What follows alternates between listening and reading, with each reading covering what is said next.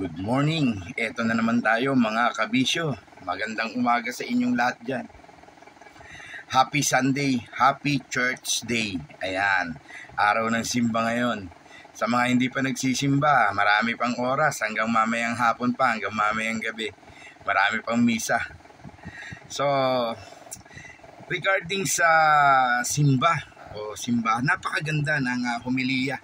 Napakaganda ng homilya ng mensahe ng sermon na napakinggan natin ngayon, tungkol to sa sinapit ng ating Hesukristo, Panginoong Hesukristo, Jesus Christ, kahit anong bigat ng krus na kanyang pinasan para sa atin, niyakap niya yon.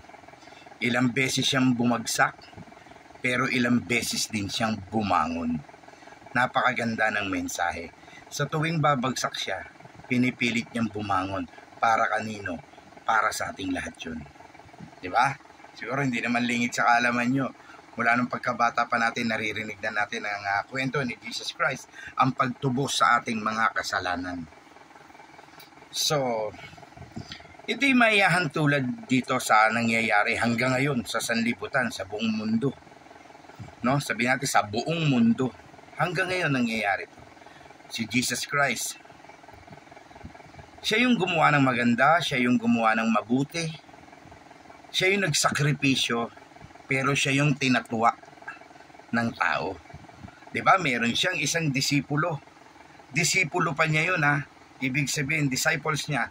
Tao niya na lagi niyang kasama araw-araw. Kasi 12 disciples yan Sinabi niya, ikaw, 3 beses mo kong ipagkakatuwa.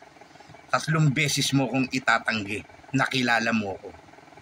'Di ba? Nangyari yan. Nung siya'y hinuli na, nung siya'y pinaratangan at gustong ipako sa krus. Nakita siya ng mga gwardiya at sinabi, ikaw, 'di ba lagi kang kasama ni Jesus? Anong sabi niya? Hindi ko po siya kilala. 3 beses nangyari yun. May nagtanong na naman sa kanya, ikaw, eto, kasama to ni Jesus Christ, hindi ko siya kilala. May nagtanong na naman, hindi ko siya kilala. 3 beses niyang itinanggi si Hesukristo. Diba? Yung mga taong natulungan niya, sila pa yung unang-unang nagsisisigaw, ipako yan sa krus, ipako yan sa krus. Si Jesus Christ. Samantalang mga natulungan niya yun.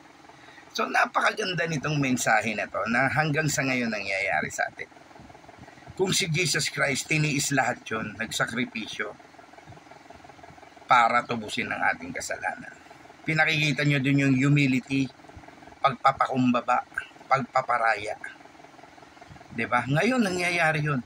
Madalas kung sino yung gumagawa ng mabuti, kung sino yung nakakatulong, kung sino yung natulungan mo, siya pa yung maninira sa iyo.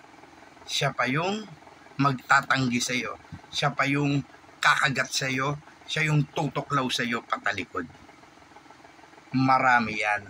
Proven na yan kahit saan. Sa trabaho, even sa pamilya, minsan meron. Pero sa amin wala niyan. Sa iba meron. So, God bless and more blessings.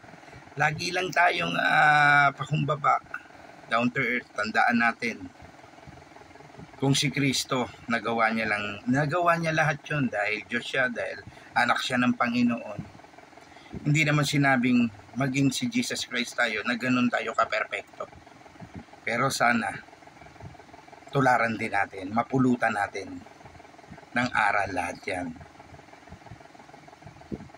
Na huwag tayo basta-basta nagagalit pag may gumawa sa atin ng masama, pag may sumaksak sa atin patalikod, yung natulungan natin, hindi tayo natulungan, o yung natulungan natin, nakalimutan na tayo,